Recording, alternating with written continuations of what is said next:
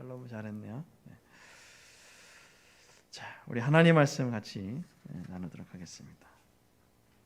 마태복음 14장 13절부터 21절까지의 말씀 우리 한 절씩 서로 번갈아 읽도록 하겠습니다. 예수께서 들으시고 배를 타고 떠나사 따로 빈들에 가시니 무리가 듣고 여러 고을로부터 걸어서 따라간지라.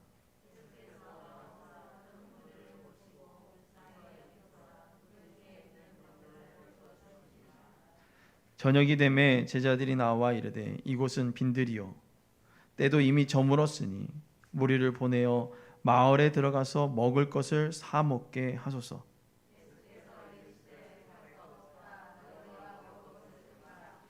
제자들이 이르되 여기 우리에게 있는 것은 떡 5개와 물고기 2마리뿐이다.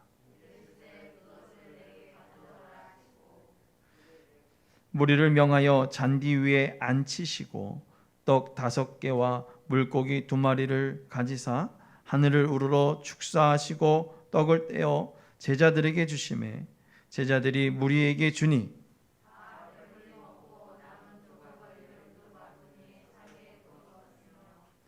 다 같이 합니다. 먹은 사람은 여자와 어린이 외에 5,000명이 되었더라. 아멘. 잠시 기도합니다. 걸어가신 하나님, 오늘 말씀 통해 서로 은혜의 시간 되게 하여 주시고 필요한 대로 채워 주옵소서. 예수님의 이름으로 기도드리옵나이다. 아멘.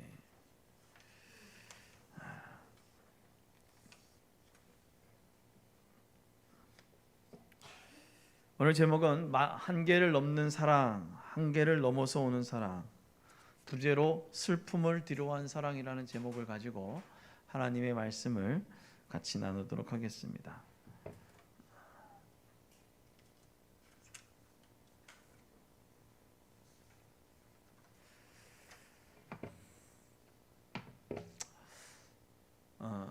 되게 장맛비로 좀 힘든 일주일인 것 같았습니다. 어딜 돌아다니기도 어렵고 잘못 돌아가다 보면 온 몸이 비에 축축하게 젖는 꿉꿉한 한 일주일을 보냈던 것 같습니다.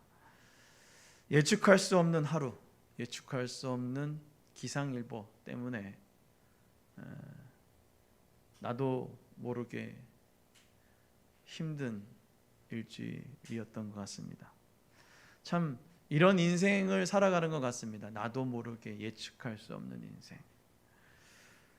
이 인생길을 걸어가며 삶을 살다가 힘들고 어려움이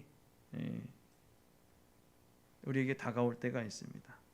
그러면 우리는 이렇게 얘기합니다. 좋은 날이 있으면 뭐 나쁜 날도 있고 라는 말을 가면서 좀 위로의 말을 건네는 인생을 살아가는 것 같습니다. 그런데 이 인생을 보면 예측하기 어려운 인생이라고 얘기하기도 하지만 그 어려운 인생길 때문에 어떤 일이 일어날까 고민하며 힘들어하며 살아가지만 딱히 그 질문에는 누구도 답을 하지 못하는 것 같습니다. 참 힘드네. 어떻게 살지? 그렇지 않아요? 코로나19 어떡하지? 딱히 답은 없습니다. 예측할 수 없는 상황이 우리에게 그렇게 다가왔을 때 원망도 하기도 하고 고민도 해보기도 하지만 분명한 것은 답이 있다 없다? 답이 없다라는 것입니다. 내게 내릴 수 있는 답은 아무것도 없었더라는 것입니다. 우리가 살아가고 있는 인생길, 인생의 답을 찾기 위해 혹 우리는 살아가고 있지 않나 생각합니다. 마지막에 여러분들은 그 답을 찾고 주님의 품에 안길 수 있는 그런 신앙의 삶을 살아가길 바랍니다. 답을 찾기 위해 살아가다 보면 이러한 답도 내리곤 합니다. 인생은 혼자 사는 것이 아니다 라는 것을 깨닫게 되죠. 그리고 그 질문을 이런 질문을 하죠. 뭐? 정말? 혼자 사는 게 아닐까? 그렇게 불평하며 물어보고 협력하는 관계, 함께하는 관계라는 이야기를 하지만 그 안에서 못내 힘들어하는 모습들이 있다라는 것입니다. 나 혼자만 잘나서 살아가는 것도 아니고 너무 못나서 살아가는 것도 아니라는 것이죠. 분명한 것은 나의 처해 있는 자리에서 협력하고 살아가는 것, 그렇게 살아가야 한다라는 것입니다. 빚도 없이 열심히 예수님의 오심을 전했던 선지자 세례 요한, 여러분 잘 알고 있을 것입니다. 회개하라, 천국이 왔다 라고 선포했던 그 세례 요한, 그 세례 요한은 원치 않는 참수를 당하게 됩니다. 오직 하나님의 나라를 선포했고 예수 그리스도의 오심을 준비했던 예수님의 신실한 동역자의 관계였던 그 세례 요한, 그 세례 요한의 죽음, 세상에서 떠난 그 세례 요한의 소식은 예수님을 자신의 그 바쁜 일상을 잠시 떠나 분리되고 싶었던 마음을 갖지 않았나. 누구보다 충격이 커서 그 충격을 잠시나마 위로해볼까 라는 생각으로 오늘 예수님은 움직였던 것 같습니다. 그 바쁜 일상을 분리하고 떠나기 위해 배를 타고 떠났지만 사람들은 예수님을 따라 또 예수님께로 나아가기 위해 마을로부터 떠나와 예수님께로 나아갔습니다.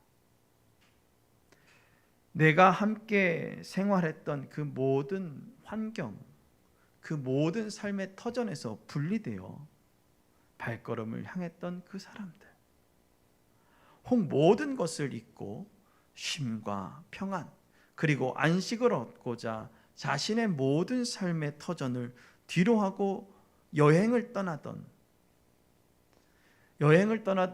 그 공간을 떠나 그곳에서 얻을 수 없는 것을 충분히 얻고자 예수님도 자신의 터전을 분리하였고 사람들 또한 그렇게 분리되어 여행하듯 그곳에서 오늘 예수님과 사람들은 만나게 되었습니다. 그리고 여행을 통해 삶 속의 문제들은 이제 무너지기 시작합니다. 예수님의 사촌인 세례 요한이 죽음 이후 계속해서 들려오는 예수님의 소문이 있었습니다. 그것은 죽은 세례 요한이 다시 살아났다는 것이 틀림없다라고, 그래서 사람을 능히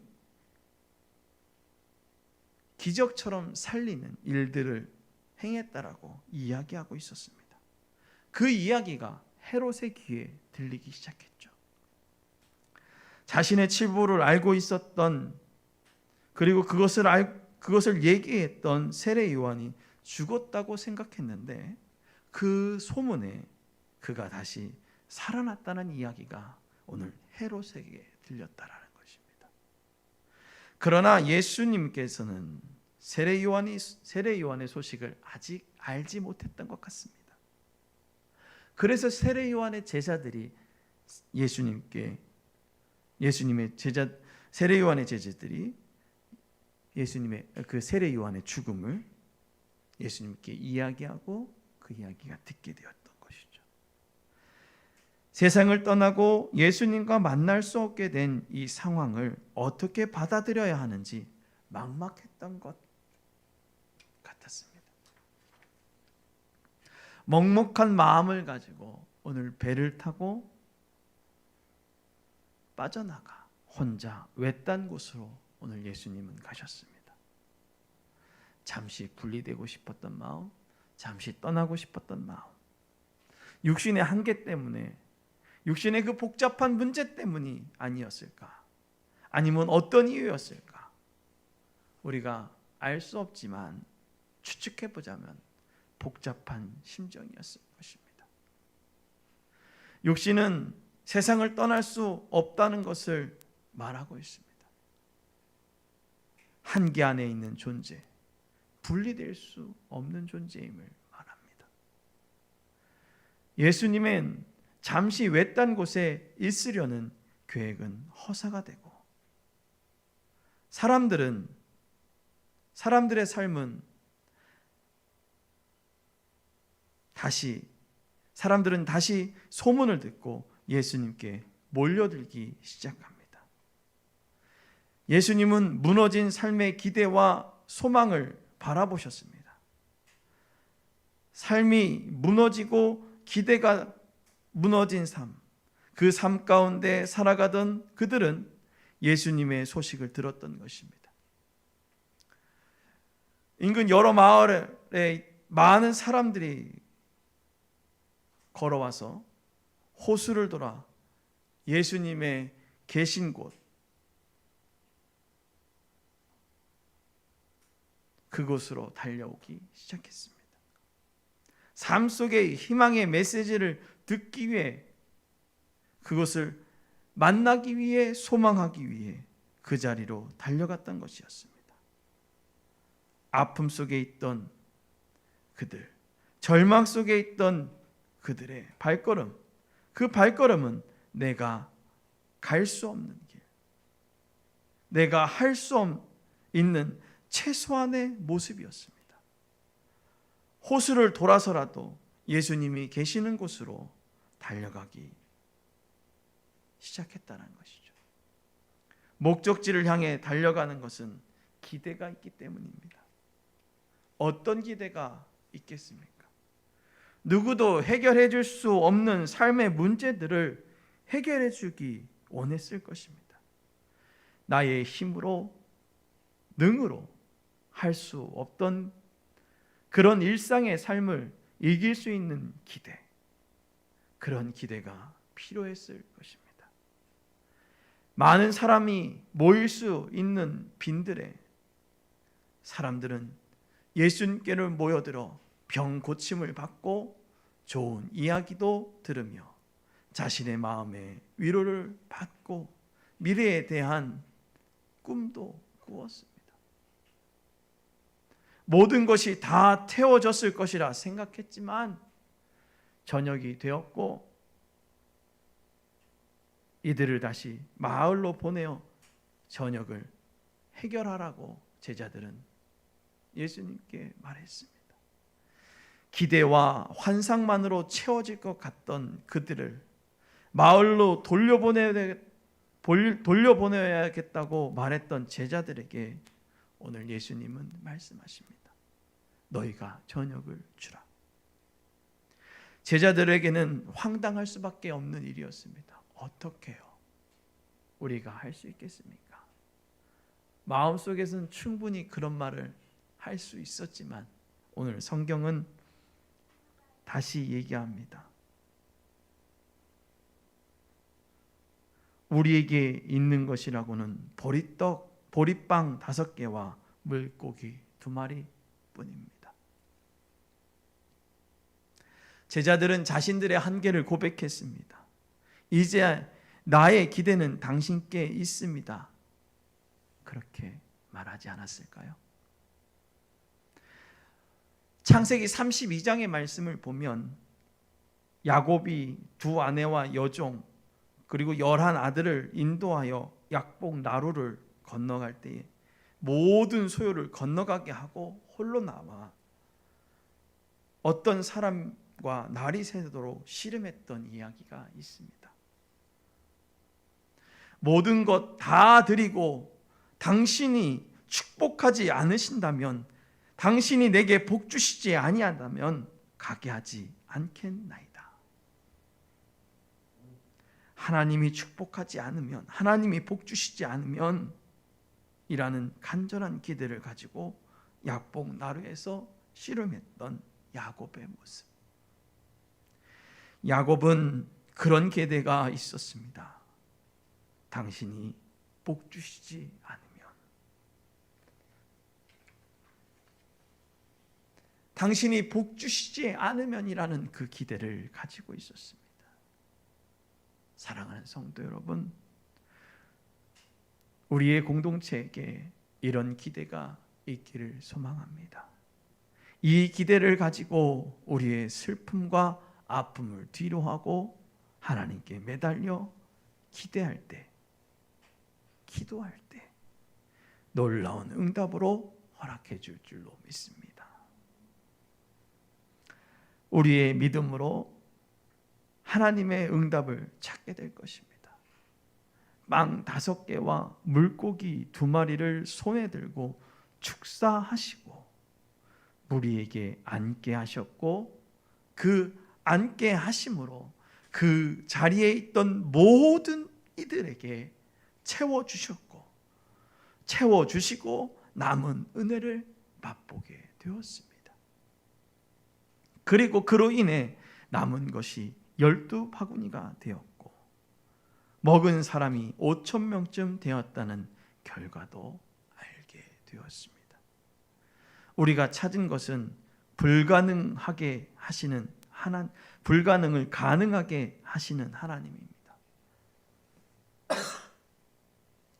삶의 모든 상식을 전환시켜 주시는 것이죠. 야곱이라 부르지 않고 이스라엘이라 부르게 하시는 것. 내가 하나님과 및 사람들과 겨루어 이겼습니다. 말도 안 되고 상상할 수도 없는 것을 보여주셨습니다. 우리는 늘 말도 안 되는 일들 가운데 살아가고 상상할 수 없다고 포기하고 넘어질 때가 많습니다. 그러나 오늘 주님은 상상할 수 없는 일들, 생각만으로 생각할 수 없는 그런 일들이 우리에게 나타나게 됩니다.